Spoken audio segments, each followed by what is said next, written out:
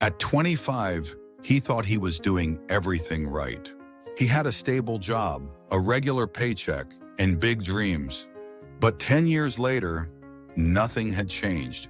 Every month the money came in, and every month it disappeared. When his salary increased, his lifestyle increased with it. From the outside, he looked successful. From the inside, he felt stuck. One night after paying bills, he opened his bank app. The balance was almost zero. And for the first time, he asked a dangerous question. If I'm working so hard, why do I still feel broke? Earning more money wasn't fixing his life. He wasn't building wealth. He was just upgrading his cage. So he did something simple, but uncomfortable. The next time his paycheck arrived, he paid himself first. Just 20%. Months passed, then years. That small habit started growing. Time is more powerful than money. For years, he believed his job was security.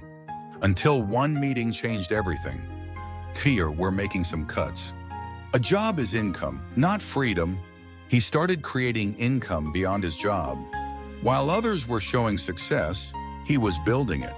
Money isn't the goal. Money is the tool. And once you understand the tool, the system no longer owns you. Your financial story is still being written. Subscribe and choose freedom.